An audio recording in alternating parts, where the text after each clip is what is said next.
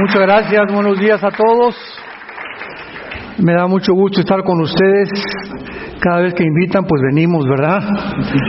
Y gracias a Dios por esta ciudad de Querétaro que está creciendo enormemente. Ya creo que me dijeron que 2,5 millones de personas. ¡Qué barbaridad! Al ratito va a ser otra Ciudad de México parecida. Pero esperemos, ¿verdad?, que podamos realmente entender, como lo escuchamos hace algunos momentos a través de este testimonio, nunca jamás en la historia el ser humano se había encontrado en el peligro en que se encuentra en el siglo XXI. Nunca en la historia. Siempre ha habido guerras, siempre ha habido homosexualismo, siempre ha habido divorcios, etcétera, etcétera, pero somos la primera generación en la historia, la primera que tenemos el poder para poder destruirnos en un minuto. Somos la primera generación con el suficiente poder nuclear para destruirnos en un minuto. Y cuando la institución del matrimonio comienza a redefinirse, que es el fundamento de toda sociedad, es cuando nos damos cuenta que es el síntoma de descomposición social más grande que la humanidad pudiera enfrentar. Cuando la familia ya no es un hombre y una mujer e hijos, es cuando nos damos cuenta que hemos retrocedido al nivel de los animales, donde ya cada quien hace lo que bien le parece de acuerdo a sus ojos. Y en esta mañana tenemos la oportunidad maravillosa de poder compartir con ustedes el significado verdadero de la Navidad.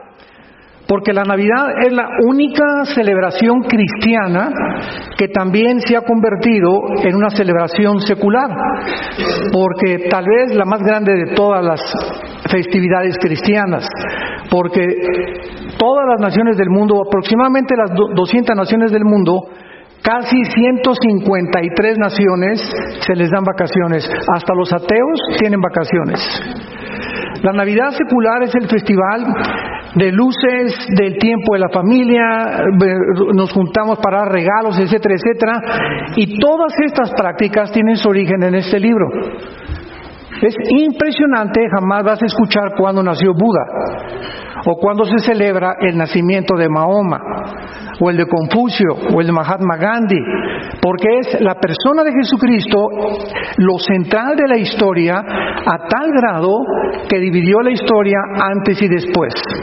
Ahorita estamos contando noviembre o diciembre del 2018, ¿a partir de cuándo? ¿Cuándo nació Buda? ¿Cuándo nació tu padrino el Maharaji? Cuando nacieron todos los líderes que se han dicho religiosos. No, es tan impactante la entrada de Jesús a la historia que divide la historia, pero no solamente esto, sino que también se conmemora su nacimiento en este tiempo que llamamos nosotros la Navidad. Y no solamente eso, sino que también es tan impactante la historia de Jesucristo que también celebramos su muerte y resurrección en la famosa Semana Santa. No hay ni ha existido ningún personaje en la historia que haya impactado tanto al mundo como la persona de Jesús. Y al mismo tiempo es el personaje más controvertido, más odiado, más burlado en las películas, en las telenovelas, etcétera, etcétera, al grado que todas las películas en Estados Unidos, cuando alguien está enojado en una cantina, siempre dicen Jesus. ¿No se han fijado? Nunca dicen Mahoma. Entonces, es increíble como nosotros podemos ver, pero sin embargo, el verdadero significado de la Navidad, muy pocas personas lo han comprendido. Porque Jesús vino al mundo como la luz para nosotros y ser iluminados, porque la Biblia dice que somos seres humanos ciegos espiritualmente para poder encontrar nuestro camino. Dice la Biblia que somos como ovejas descarriadas, cada quien por su camino, unos con una religión, con una filosofía, con su verdad, etcétera, etcétera, y ya no hay en el mundo que vivimos verdades absolutas. Vivimos filosóficamente en un relativismo, donde cada quien tiene su verdad a su propia manera. Jesús vino y se hizo hombre inmortal en una cruz, porque nosotros nos encontramos arruinados moralmente y no podemos ser perdonados de otra manera, de acuerdo a la Biblia, más que a través de su muerte. Somos una raza humana caída. La Biblia dice, por cuanto todos pecamos y todos fuimos alejados de la gloria de Dios. Y la paga del pecado es la muerte, mas el regalo de Dios es vida eterna en Cristo Jesús. Y Jesús se entrega a sí mismo por todos nosotros para que aprendamos de la misma manera a descubrir el secreto de la felicidad. ¿Cuál es? Vivir para los demás. Una persona miserable, de acuerdo a la famosa monjita, la Madre Teresa, dijo: nunca he conocido a nadie más miserable que las personas que viven para sí mismas, para sus propios intereses, que usan a la gente como objetos nada más para poder satisfacer sus intereses o para hacer negocios, porque cada día se pierde más y más el amor de unos por otros. Nos estamos viendo como personas de negocios, como personas, si me conviene tu amistad, eres mi amigo, pero no soy un amigo verdaderamente de acuerdo a la Biblia. Quiero leer un pasaje que fue escrito 700 años antes de Jesucristo, que se llama Isaías. En este pasaje de Isaías, 700 años antes de que Cristo naciera, la Biblia ya había profetizado cuándo iban a ser, quién iban a ser, cómo sería el Mesías. Y estas profecías bíblicas, damas y caballeros, son incuestionables. Si tú vas al Museo del Holocausto en la ciudad de Jerusalén, ahí vas a encontrar en el centro del museo todo este libro de Isaías que fue encontrado en 1948-49 y se conocen como los rollos de Qumran o los rollos del Mar Muerto. Así que los originales en el hebreo de este libro, tal como lo tenemos, se encontraron en 1948. Cuando venimos a la Biblia no venimos a un libro de leyendas o mitos, o tal vez puede ser que sí, puede ser que no, o como la misma ciencia, que lo que es verdad hace 20 años ahora no es verdad. Venimos a un libro respaldado por la arqueología, por la historia, por la geografía, por la genética, por la antropología, por todas las disciplinas académicas que tú me puedas mencionar. Es un libro incomparable y al mismo tiempo es un libro también perseguido, burlado, como dicen cuando tengo debates con ateos, que son mi plato favorito, es que está lleno de leyendas y cómo usted cree que Adán y Eva, etcétera, etcétera. Yo siempre les contesto, ¿verdad? ¿Y cómo crees tú que venimos de Chita? Es increíble que la teoría de la evolución, que se ha aceptado, señores profesores de universidad, porque me dicen que han varios de ustedes en esta mañana, que se sigue enseñando a nuestros hijos que somos el resultado de una evolución natural o de una selección natural. La famosa teoría darwiniana. ¿Sabes tú como maestro por qué se sigue enseñando eso? Simplemente porque tienen que dar una respuesta al origen de la vida. Pero como el origen de la vida no se puede descubrir científicamente ni el origen del universo, porque para que sea científico tiene que ser repetitivo, también los científicos inventan teorías y hasta ahorita no existe una sola evidencia de un cambio de mutación de una especie a otra especie. El famoso eslabón perdido no lo han encontrado y como hicimos en México, como dice el Teofilito, ni lo encontrarán. En el libro de Isaías capítulo 9 encontramos estas palabras maravillosas 700 años antes de que Jesús naciera. Dice el versículo 2: el pueblo que andaba en tinieblas vio gran luz. Los que moraban en tinieblas de sombra de muerte, luz resplandeció sobre ellos. Versículo 6: porque un niño nos es nacido, hijo nos es dado, y el principado sobre su hombro, y se llamará su nombre Admirable Consejero, Dios fuerte, Padre eterno, Príncipe de paz.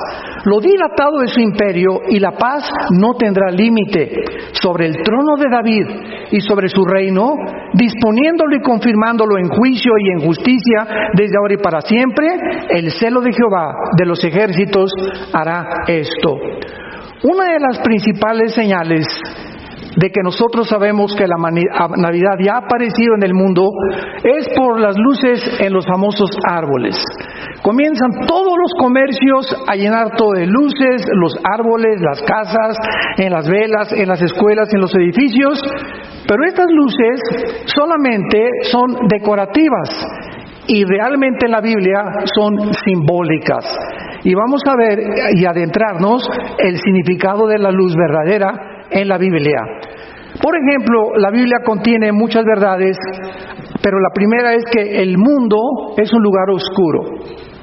Jesucristo descendió hace 2000 años a este mundo, a un planeta completamente oscuro, en tinieblas. Y así está la humanidad en el siglo XVIII. El siglo XX alcanzó la humanidad los descubrimientos científicos más grandes de toda la historia, los alcances tecnológicos más grandes de toda la historia, la fisión del átomo y la era nuclear bombardeando el uranio 235 para producir la fisión nuclear. Llegamos a la Luna en 1969, plataformas en el espacio. En los 70 aparecieron los celulares, ¿se acuerdan? Como una forma de ladrillos así grandotes. Ya en los 75, 80 entramos a la época de las computadoras, el internet, y es impresionante la época en la que nosotros vivimos en el siglo pasado. Nunca en la historia el ser humano había progresado tanto en el área científica y tecnológica como en el siglo XX. Brincamos desde Adán, del burro al motor de gasolina, en más de 5.500 años. Lo que no se descubrió en casi 5.500 años, se descubrió en menos de 50 años en el siglo XX. Y todo esto, ¿saben ustedes qué fue lo que hizo con la humanidad? Nos ensoberbecimos. Nunca tampoco en la historia había habido tantos ateos como en el siglo XX. Y tenemos a Sigmund Freud, a Carlos Marx, a Friedrich Nietzsche, a Bertrand Russell, a Jean-Paul Sartre, padre del existencialismo, Sam Harris, y ahorita el más famoso, Richard Dawkins, con sus libros que sigue atacando el cristianismo y la Biblia. Nunca había habido tantos ateos, porque antes del siglo XX, escuchen esto, señores maestros que nos acompañan, sociólogos, psiquiatras y personas que realmente piensan un poquito, los más grandes científicos de la historia fueron cristianos. Blaise Pascal, físico matemático cristiano. Isaac Newton descubre las leyes de la gravitación, cristiano, y escribieron libros de la Biblia y comentarios de la Biblia. Pasteur, Einstein, aunque no decía que era cristiano, creía en Dios. Pero llega el siglo XX y el ser humano, la diosa del sexo y el dios de la ciencia, y levantamos los dos ídolos más grandes. ¿Y a dónde hemos llegado en el siglo XXI? A punto de destruirnos con toda la tecnología y todos los descubrimientos. Estamos al borde de una tercera guerra mundial. ¿De qué manera este mundo está en oscuridad? Bueno, en la Biblia la palabra tinieblas significa siempre maldad, pecado o ignorancia.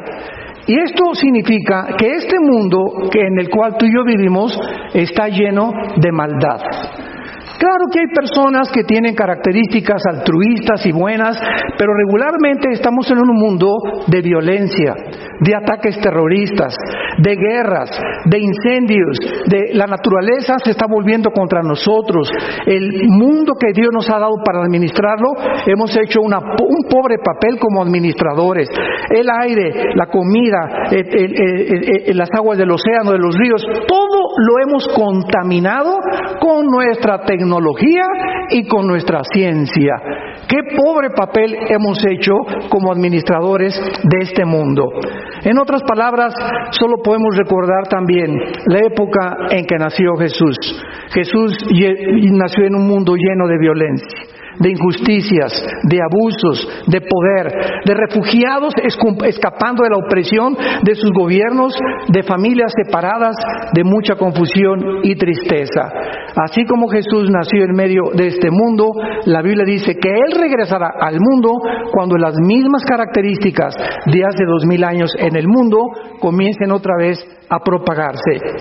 Y la otra manera en la que el mundo está en tinieblas es que nadie sabe cómo curarnos o cómo acabar con estos males y el sufrimiento y la pobreza que hay. Entonces, esta es la razón por la cual Carlos Marx escribe su libro El Capital con Engels. Lenin hace la revolución bolchevique en 1917 para llevar a práctica la filosofía del marxismo, donde si el proletariado derriba a la burguesía, pues la lucha de clases solucionará el problema. Todos son ideologías y filosofías que en el siglo XX fracasaron. Como lo dijo Mikhail Gorbachev en 1990, delante del Papa Juan Pablo II en el mismo Vaticano. Quiero anunciarle que el comunismo fracasó. ¿Por qué? Porque sacamos a Dios de Rusia y nos aislamos del capitalismo. El mismo Gorbachev, cuando escribe la perestroika, que es la reconstrucción de la política marxista, viene a reconocer realmente que vivían una fantasía bajo la ideología del comunismo. Pero como el ser humano no tiene a dónde voltear, y que otro sistema de gobierno, pues volvemos otra vez, como decía el dicho, no hay peor error que cometer los errores del pasado. Y si nosotros llegamos a cometer los errores del pasado, es porque no hemos aprendido del pasado. Y esa es la historia del ser humano. Nunca aprendemos de los errores del pasado, los volvemos a repetir. Y ahorita tenemos la ideología del comunismo resurgiendo otra vez, resucitando otra vez, porque la democracia está siendo sepultada. La democracia también cayó, ya no hay países democráticos donde el gobierno realmente el pueblo gobierna, y estamos viendo un caos político y confuso en el mundo, lo mismo que en las religiones, la economía, la filosofía y la moral. Este es el mundo de oscuridad en que estamos viviendo, pero muchos de ustedes no se han dado cuenta porque les ha pasado lo que a las ranas. Si tú agarras una rana y la pones en una olla y le prendes la estufa, sexto llegando a tu casa hoy. Búscate una rana en tu jardín y métele en una estufa y préndele la lumbre. Y la rana, como tiene una sangre fría, ¿verdad? En lugar de que cuando comience a hervir el agua salte de la olla, ahí se queda y se muere hervida. Y te la cenas con patas de rana. Y mucha gente le ha pasado lo mismo. Nos estamos acostumbrando a la nueva moral. Y la inmoralidad crece y crece y crece en el mundo, y nos estamos aceptando que es normal. Y la Biblia dice que no es normal, que la paga del pecado es la muerte, que Dios es un Dios santo y que somos agentes morales responsables de nuestras acciones. Y que algún día tú y yo vamos a dar cuenta de lo que hicimos, pensamos o hablamos. No somos animales, no venimos de los animales, somos creados a la imagen y semejanza de Dios. Y por eso Dios envía a Jesucristo, a su Hijo, para traernos esa luz, para meternos otra vez al carril, como ovejas descarriadas que andábamos, y entender que vamos a dar cuentas de nuestros actos. Porque habiendo pasado por alto los tiempos de esta ignorancia, Dios ahora manda que se arrepientan de sus pecados, por cuanto ha establecido un día en el que ha de juzgar al mundo con justicia por aquel varón a quien designó cuando Él lo levantó de los muertos. La resurrección de Cristo, damas y caballeros, es la evidencia más grande del cristianismo.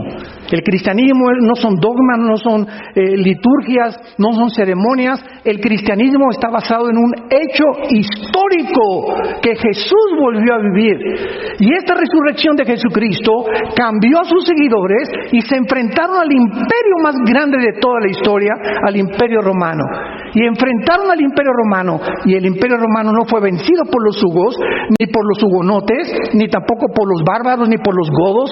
Fue vencido con el mensaje de que Jesucristo volvió a vivir. Al grado que el último emperador romano, Constantino, absorbe el cristianismo como la religión oficial del imperio. Aunque desgraciadamente, ¿verdad?, no fue benéfico, porque desde esos tiempos a nuestros días, cristiano es el que simplemente va a una iglesia, se comulga, toma el viernes primero, etcétera, etcétera, y de lunes a viernes se porta como el anticristo. Desde hace siglos la humanidad vive en tinieblas y se ha sumergido precisamente por estar en estas tinieblas en el ocultismo, en la brujería, en la astrología, buscando yéndonos a diferentes lados a cargarnos de energía.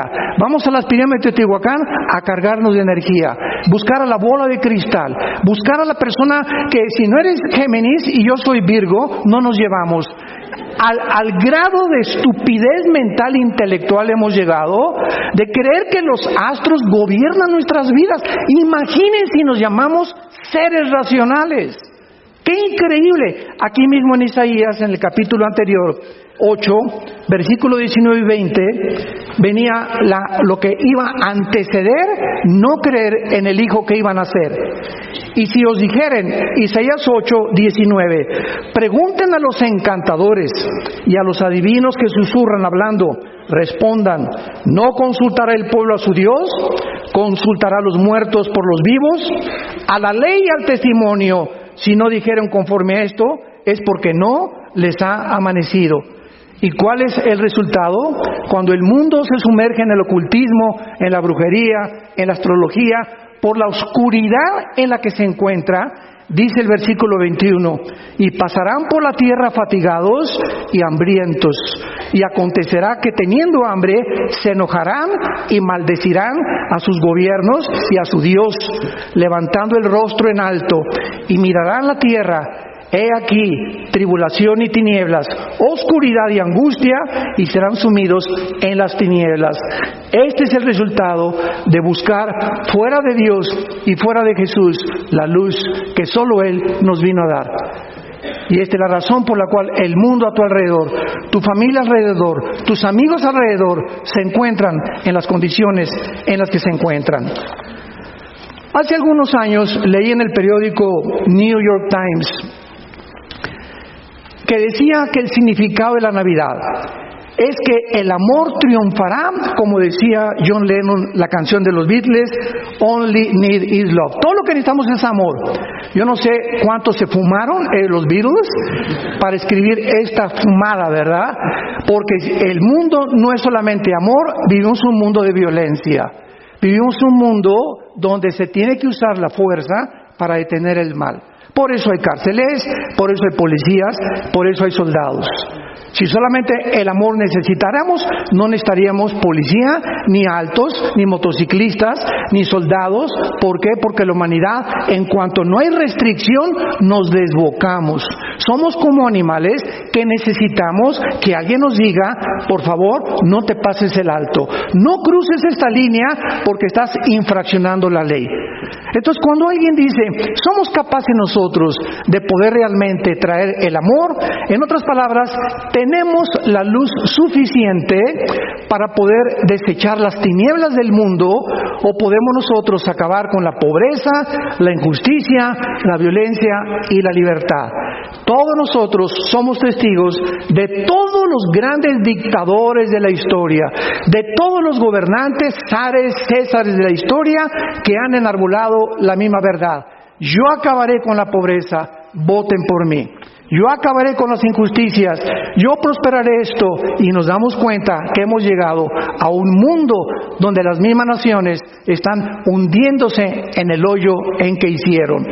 El mensaje de la Navidad es lo contrario.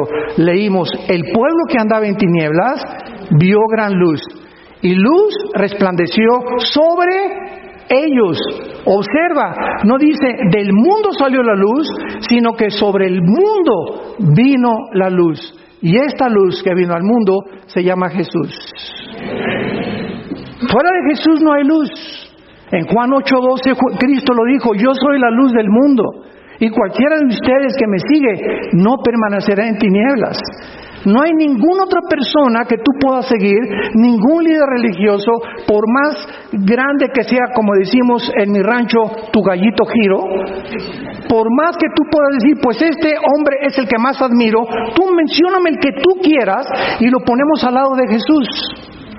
Y tráeme el volumen de literatura que tú quieras, o el libro religioso que tú quieras, el Tripitaka de Buda, el de los persas, los Vedas de los persas, el Islam, el Corán del Islam, el libro que tú me quieras traer, y lo ponemos junto a la Biblia. No existe ningún volumen de literatura, ningún personaje religioso que ni siquiera se atreva a compararse con la Biblia y con la persona de Jesucristo. La Biblia contiene los registros más antiguos de genética. Hasta 1860 Gregorio Mendel descubre las leyes de la herencia cuando comienza a hacer sus experimentos con chícharos. Pasa casi un siglo hasta que 1954, el siglo pasado, el doctor Watson y Crick les dan el premio Nobel de Medicina por descubrir la hélice del ADN, del ácido desoxirribonucleico. Y termina el siglo XX con el proyecto del genoma humano, considerado por el presidente Clinton y el presidente de este proyecto, Rafael Collins, que es cristiano. Rafael Collins, el presidente del genoma humano, es cristiano. Rafael Collins, Rafa Collins, se le da el máximo galardón como el máximo descubrimiento de todo el siglo XX. La Biblia, desde el libro del Génesis, especificaba que cada semilla de uva diera uvas, que las de los naranjas dieran naranjas, que el chabacano diera chabacanos, que los changos se produjeran como changos, los perros no se iban a mezclar con los camellos, la jirafa no se iba a mezclar con el rinoceronte, ni tampoco el león con los chivos. Cada cosa tiene su ADN que impide la misma evolución, señores, que se dicen científicos. La biología, los aminoácidos impedirán la evolución, que son los ladrillos de la vida. Y la primera y la segunda ley de la termodinámica, señores físicos. Nada se crea ni se destruye y todo tiende al deterioro y a la descomposición. Impiden la evolución. Entonces vamos a hacer a un lado la Biblia y tenemos la biología, la física y tenemos la ciencia y la genética, que son disciplinas académicas que niegan lo que se ha enseñado por 100 años, pero se sigue enseñando, como decía el ministro de los nazis, Joseph Goebbels, que fue el ministro de propaganda de Hitler: cuando una verdad se enseña cuando una mentira se enseña 100 años, se va a acabar aceptando como una verdad.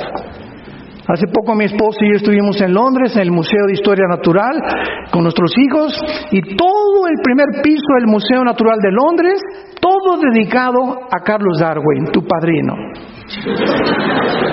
Ahí estaba el señor, y entramos, traje a mis hijos, y vimos una vitrina, y ponen un cráneo chiquito, otro más grandote, y dicen que así evoluciona el hombre, cuando la misma historia y la misma arqueología nos enseña que hace 4.500 años eran más inteligentes que nosotros. Vean ustedes a los mayas. ¿Quién les enseñó a los mayas? Trazar el calendario solar y lunar sin calculadora, sin computadora, sin ninguna cosa moderna del Internet. ¿Quién les dio esa sabiduría a los mayas? ¿Quién le dio la sabiduría a los que construyeron las pirámides de Giza en Egipto? ¿Cómo es posible que el sistema de impermeabilización de esas pirámides haya resistido más de 4.500, 5.000 años? Ni siquiera se ha descubierto ahora ningún sistema impermeable como ese. ¿Cómo pudieron cargar piedras de 15, 30, 40 toneladas cuando ni siquiera a 300 kilómetros del Cairo existen esas piedras? ¿Cómo es posible que tuvieran una sierra que las cortara como mantequilla cuando las mismas sierras ahora de punta de diamante, los mismos ingenieros dan testimonio que era imposible hacerlo aún con el material que tenemos actualmente en el siglo XVIII? Y en las pirámides de Machu Picchu en Perú, ¿quién lo subió durante 150 metros para subir piedras de 50 toneladas, de 40 toneladas? ¿Por qué las hicieron allá? Pero el mundo está buscando, vinieron los marcianos. Y hay un programa que se llama Los Aliens en Discovery y me encanta verlo por lo que ellos llaman extraterrestres y certifican PhDs con doctorados en física, en astronomía, están seguros que fue hecho por extraterrestres. Esas construcciones y esos extraterrestres la Biblia le llama ángeles caídos. Lo mismo que los famosos ovnis. Como me dijo una persona que tuve un debate que los ovnis, que todos lo conocen ustedes, el señor Maussan, es que ustedes los cristianos, él dice, no creen en los ovnis cuando tenemos evidencias de videos. Y le dije, yo no estoy en contra de los ovnis en cuanto a su existencia física real. Es verdad que hay un fenómeno en el cielo que le llaman objetos voladores no identificados, pero los cristianos le cambiamos el nombre y se llaman OVNIs. ¿Qué quiere decir? Me preguntaron. Objetos voladores identificados. ¿Qué quiere decir? Que nosotros no negamos el fenómeno, pero sabemos algo. La Biblia es un libro que nos corre las cortinas y nos revela el mundo espiritual del cual estamos rodeados, tú y yo. Y este mundo espiritual, dice la Biblia, que es más real que el mundo físico, porque el mundo físico fue hecho de lo que no se ve. Lo que no se ve es más real que lo que se ve. Ve nada más esta contradicción de términos. Y la Biblia dice que hay un querubín caído llamado Lucifer, que existió antes que nosotros en el cielo, que se rebeló contra Dios, y la tercera parte de los ángeles se le unieron en esta rebelión.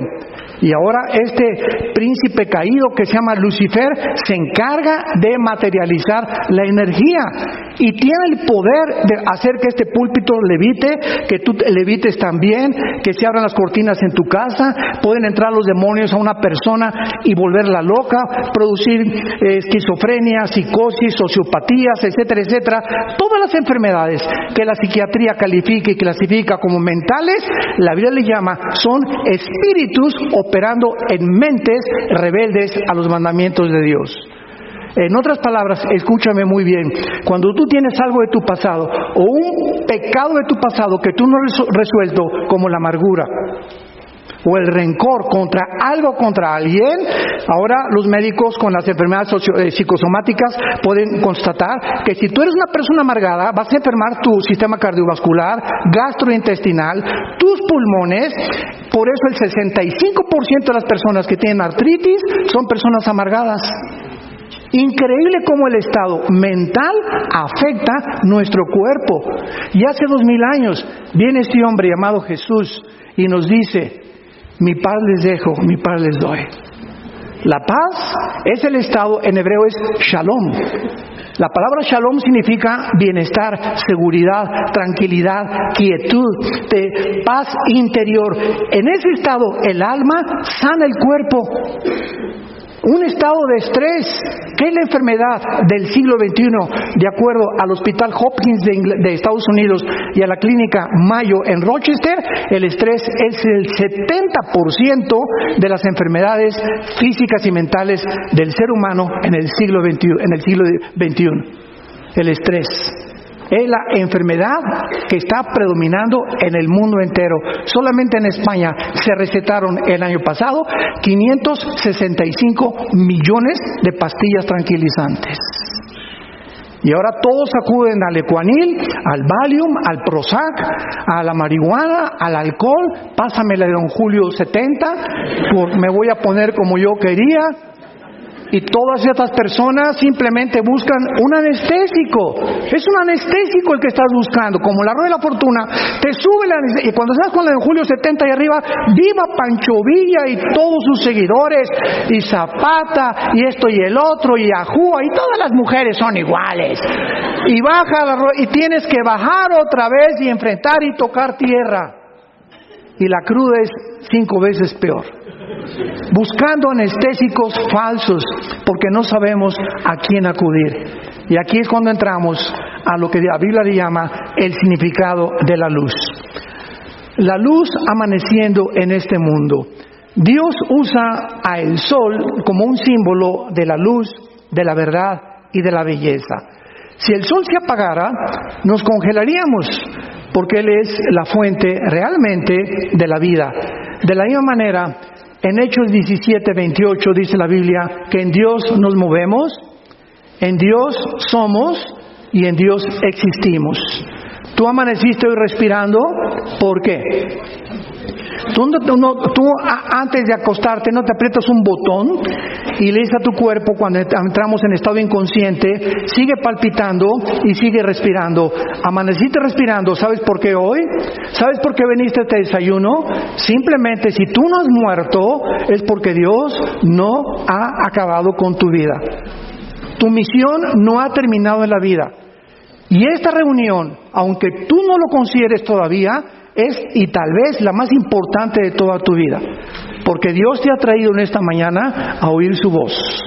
No la voz mía, la voz que sale de la Biblia, la palabra de Dios. Y cuando tú escuches la palabra de Dios, no te endurezcas. Es el consejo de Dios. No endurezcas tu corazón. El endurecimiento del corazón es cuando tú rechazas la luz. Tú sabes que Jesús es la luz y dices, no, no es cierto, no es la luz. En ese momento tu corazón se endurece. Y le pasa lo mismo que cuando tomo un martillo y comienzo a usar el martillo, me salen callos. Y yo agarro una aguja y atraveso el callo y no lo siento, porque ya no hay ramificaciones nerviosas en el callo. Así pasa con el corazón. Llega el momento en que tú rechazas tanto a Dios, en tu orgullo intelectual, no aceptas arrepentirte ni reconocer que eres un agente moral responsable, que llega el momento en que nada te hace efecto. Y puedes seguir oyendo la Biblia y te va a entrar por acá y te va a salir por acá, porque tu corazón lo has endurecido voluntariamente. Y Dios no se vuelve a meter con tu vida. Y es la tragedia más grande que le pueda pasar a un ser humano, cuando Dios te deja hacer lo que te da la gana. Está muy bien, tú eres libre, no puedo intervenir ni coartarte la libertad, que es la característica más importante que Dios nos ha dado, y Dios nos deja hacer lo que te da la gana. ¿Quieres ser homosexual? Te empuja para que sea así. ¿Quieres ir con la marihuana? Te empujo para que te pongas pacheco hasta que te mueras.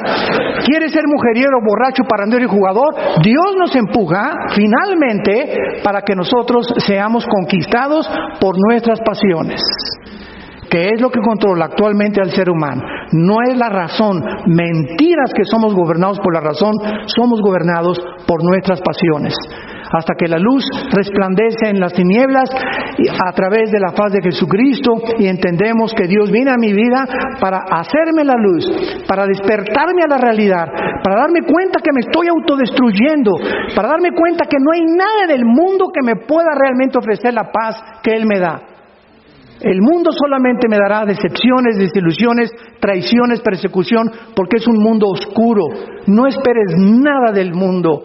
Jesús vino a podernos fortalecer para enfrentar estas tinieblas, despejarlas en tu familia y comenzar a proclamar el mensaje más glorioso de la justicia, la verdad, que es en Jesucristo, la bandera de la santidad. Amén. La luz también es reflejada por el sol, porque nos muestra seguramente en la noche que si yo manejo mi auto sin luces, me voy a estrellar. Porque es la luz la que me va a revelar realmente las cosas que realmente son. No es un venado, es una roca. Y si no tengo mi luz prendidas, me voy a estrellar. De otra manera, es imposible manejar en la noche. De la misma manera, Dios es la fuente de toda la verdad y de toda la luz que existe. Dice el apóstol Juan en su primera carta, porque Dios es luz. Es el mensaje que hemos oído de Él. Dios es luz, ningunas tinieblas hay en Él. Si decimos que tenemos comunión con Él y andamos en tinieblas, mentimos y no practicamos la verdad. Es el mensaje de la Biblia. La luz solamente puede venir de arriba. No hay luz en este mundo. Todos los gurús, los maestros religiosos han tratado de iluminar y de enseñar, y todos han dicho, esta es la verdad, este es el camino. Y llega Jesús y nos dice, yo soy la verdad. Este fue el versículo 14:6 que me puso de rodillas en mi vida hace 44 años. Cuando yo supe que este hombre me decía que Él era la verdad, dije, no ha habido una persona que yo he estudiado, siempre me ha gustado leer, soy adicto todavía a la lectura, que haya dicho esta barbaridad. ¿Cómo que Él es la verdad? No me está diciendo, busque la verdad. Él es la personificación misma de la verdad. O sea, fuera de Jesús no hay verdad, porque en Él están escondidos los secretos de la sabiduría y del conocimiento.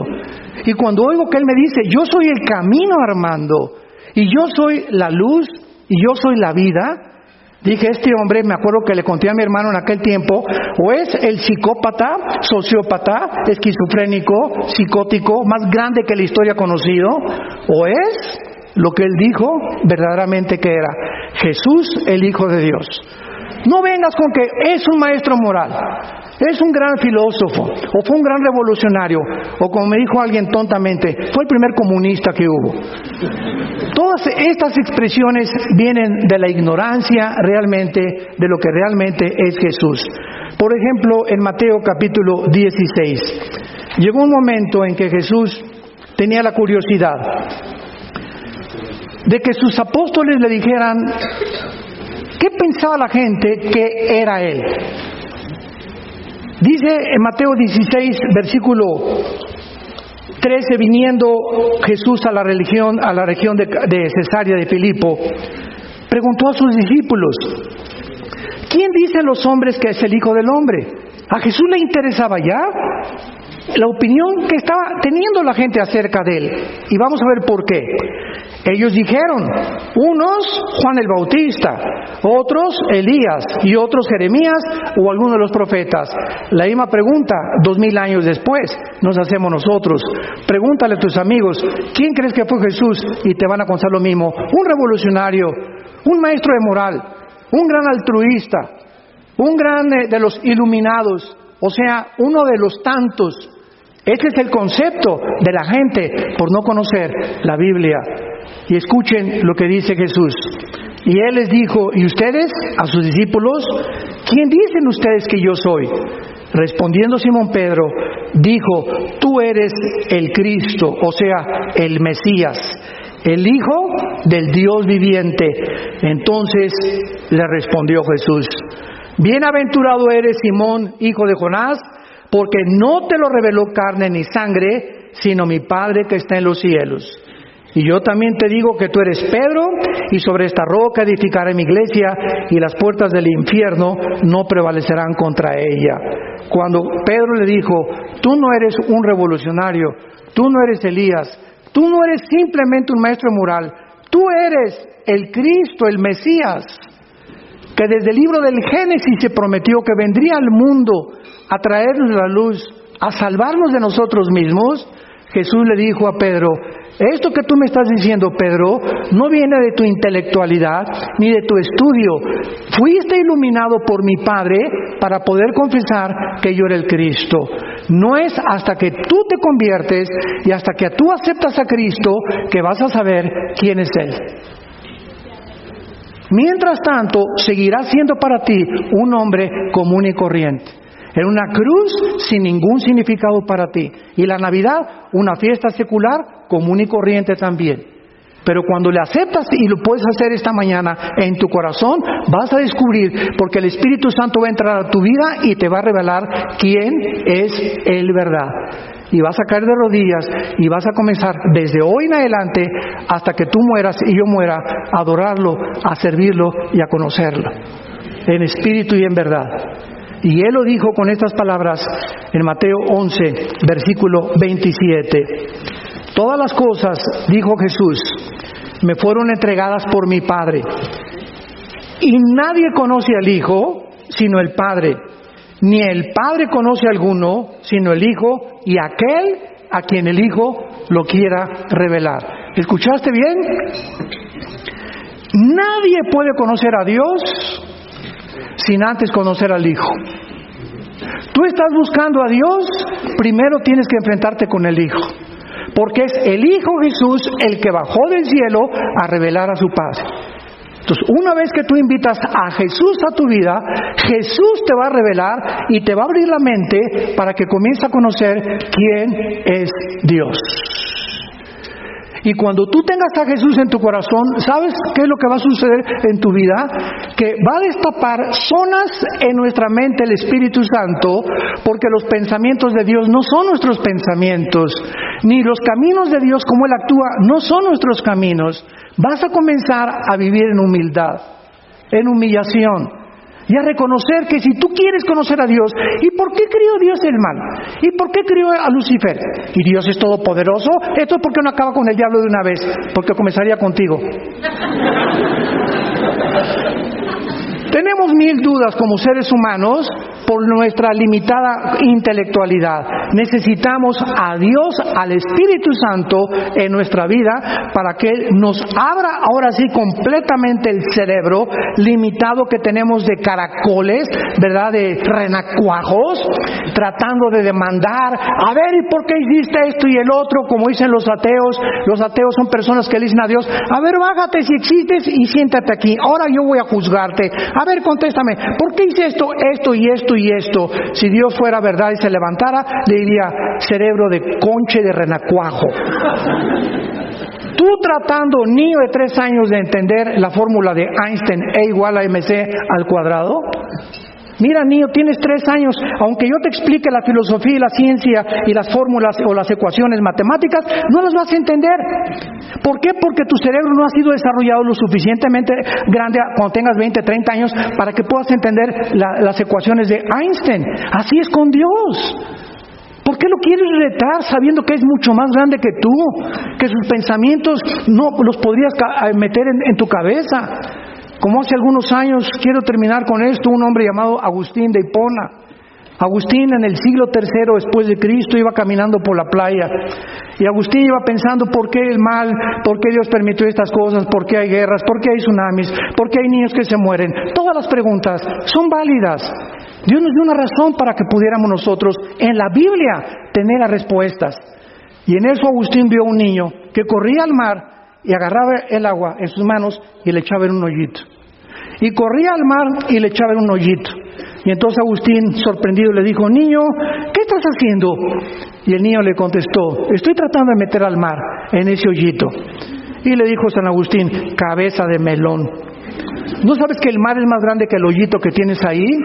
Y en ese momento se paró el niño y le contestó a Agustín, tú estás peor que yo porque quieres meter la mente de Dios en la jicarita que tienes aquí.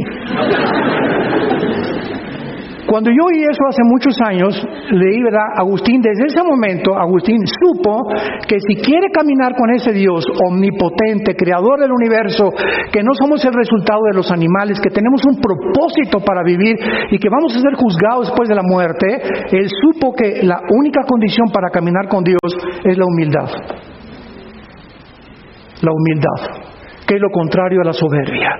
Lo contrario al orgullo que tienen las personas que desafían, como Richard Dawkins, a Dios.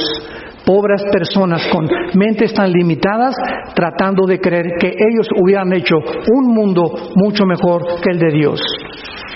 Pero terminamos, ¿de qué manera viene esta luz a nuestra vida? Observamos en nuestro pasaje de Isaías 9, versículo 6, que nos da la respuesta. Un niño nos es nacido. Hijo nos es dado. Observamos que no solo dice porque un niño nos es nacido, sino que también dice hijo nos es dado. O sea, es un regalo de Dios. Esta luz que puede entrar a tu vida es un regalo que Dios nos da. Puede ser tuyo si tú estás dispuesto a recibirlo en esta mañana por gracia. ¿Y quién es este regalo? Dice Juan 3:16, porque de tal manera amó Dios al mundo, de tal manera, quiero que sepas, Dios te ama. Dios te ama. ¿Dónde puedo saber que Dios me ama? En una cruz. Él que no conoció pecado, por nosotros se hace pecado. Lo que tú merecías y yo merecía pagar, lo paga su Hijo en la cruz, para que por gracia Él pueda otorgarnos este regalo, que es el verdadero símbolo de la Navidad. ¿De dónde salió la costumbre y la tradición de regalarnos todos unos a otros? De la Biblia, de que el primer regalo fue el Hijo que Dios nos da gratis. Simplemente por la fe lo aceptas hoy en tu corazón. Cuando confiamos lo que Él hizo en la cruz, somos perdonados por la gracia. Dice Isaías 53:5, porque el herido fue por nuestras rebeliones, molido por nuestros pecados. El castigo que tú y yo merecíamos lo llevó Jesús en la cruz. Y por lo que Él padeció y la sangre que Él derramó en esa cruz, las coronas de espinas que le pusieron, los clavos en sus manos, Dios nos estaba diciendo, los amo, los quiero perdonar. Y esta es la forma en que yo les digo a ustedes que yo puedo realmente vivir por ustedes. La Navidad significa que todos nosotros estamos perdidos. incapaces de salvarnos a nosotros mismos. Y nadie más que la muerte de Jesucristo nos puede salvar. Dice el libro de Romanos, capítulo 5, versículo del 8 al 10, mas Dios muestra su amor para con nosotros, en que siendo aún pecadores, Cristo murió por nosotros. Porque si siendo enemigos fuimos reconciliados o hechos amigos con Dios por la muerte de su Hijo, mucho más estando reconciliados seremos salvos por su vida. Hace algún tiempo íbamos a la penitenciaría Santa Marta Catitla en la Ciudad de México. La Secretaría de la Defensa nos otorgó a Vida Nueva para el Mundo varios certificados del ministerio que todavía seguimos yendo. Yo ya no voy, pero iniciamos ese ministerio. Y recuerdo que predicando un día a los presos, cuando estaba el general Arturo Durazo, de jefe de la policía, él mandó un helicóptero, nos recogió a Alan, mi hijo, y a mí, y nos llevó en el helicóptero y aterrizamos en el patio de Santa Marta Catitla y juntó a 1,836 presos. Porque en aquel tiempo el general Durazo le encantaba oír el Evangelio. Y si no se lo saben ustedes, él murió con la Biblia en su pecho, cerca de Cuernavaca. Murió con la Biblia. Después de que Dios le quitó todo, porque mientras él tuviera todo lo que tuviera, era imposible que viniera a Cristo, él murió con la Biblia en su corazón. Y tal vez lo veamos en el cielo. El general Durazo, ese mero. Y les voy a decir por qué. Este preso se acerca a mí al acabar, filmamos esto, y se acerca a mí y me dice: doctor Alducin, ¿usted cree que Dios me pueda perdonar? Le digo, ¿por qué? Era un muchacho de 28 años de edad. Y me dice: mire, yo estoy aquí en la cárcel por un solo asesinato. Yo soy un gatillero a sueldo de Veracruz, donde la vida no vale nada. Y cuando me mandaron a México a matar a esta persona, alguien se me atravesó en el periférico y me enojé y lo maté. Adelante estaba una patrulla y por ese asesinato estoy aquí purgando 7 años de prisión, pero yo he matado 26 antes que este. 26 personas desde los 14 años me alquilaron un político para comenzar a matar a sus enemigos. 26. ¿Usted cree que Cristo me perdone con 27 asesinatos? Y le contesté con la Biblia: la sangre de Jesucristo nos limpia de todo pecado. No importa lo que seas ni lo que hayas hecho, es la muerte de Jesús, el regalo que nadie merece, que Dios nos ofrece para que tú en esta mañana salgas por esa puerta con una conciencia limpia de pecado. Que Dios ha muerto por ti y Él ha querido perdonarte. Para aceptar este regalo de Navidad tienes que reconocer que eres pecador, que has ofendido la ley de Dios y que mereces la condenación. Si tú mueres, búrlate lo que tú quieras. Si tú mueres hoy en la noche, un problema cerebral, una embolia cerebral, un ataque al corazón, una bala perdida, un accidente en la carretera, tú te vas al infierno, pero derechito, sin barandas. ¿Por qué? Porque la Biblia dice que la paga del pecado es la muerte. Pero si tú mueres hoy en la noche o quieres vivir con la conciencia de que el momento en que la muerte nos sorprenda, porque todos tenemos que morir, puedes morir en paz sabiendo que alguien en esa cruz pagó por ti. Esta es la verdad fundamental de la Navidad para que podamos entender el significado escondido que la gente no conoce de la Navidad. Les pido ahora a muchos de ustedes que inclinen su cabeza ahí desde su lugar. Y en este momento en el que Dios a través de la Biblia te ha hablado a tu corazón, no te endurezcas. Esta es la vida eterna que la tiene Jesús. El que tiene a Jesús tiene la vida. El que no tiene a Jesús, aunque tenga una religión, no tiene la vida eterna. Y Dios nos regaló a su Hijo para que pudiera alumbrar nuestras tinieblas, para mostrarnos que somos seres humanos autodestructivos, perdidos, desorientados en un mundo de tinieblas. Y estas tinieblas nosotros las hemos creado con nuestra rebelión a sus leyes. Él nos ha dejado durante más de 6,000 años que sigamos el camino, porque somos responsables, agentes morales, no somos animales, fuimos creados por Él. Y Él nos creó con un espíritu para que pudiéramos conocerle, porque Dios es espíritu, y los que le adoran en espíritu y en verdad tienen que adorarle. ¿Qué tengo que hacer, me preguntarás este momento, para tener yo esta luz, esta paz que necesita mi alma, esta seguridad y esta esperanza antes de morir? Simplemente dile en tu corazón: Señor mío y Dios mío, te pido perdón por mis pecados. Creo que en esa cruz tu Hijo pagó con ellos por su sangre. Creo que a los 3 días resucitó de los muertos por tu poder. Y te pido, Señor Jesús, porque creo que vives, que en este instante entres a mi vida como mi Señor y mi Salvador. Dame el poder ahora de vivir para ti la corta vida que me queda, y esa paz que mi alma ha buscado en tantas cosas y que ahora he comprendido que solo se encuentra en ti. Porque te lo pido y te doy las gracias en el nombre de Jesús. Amén.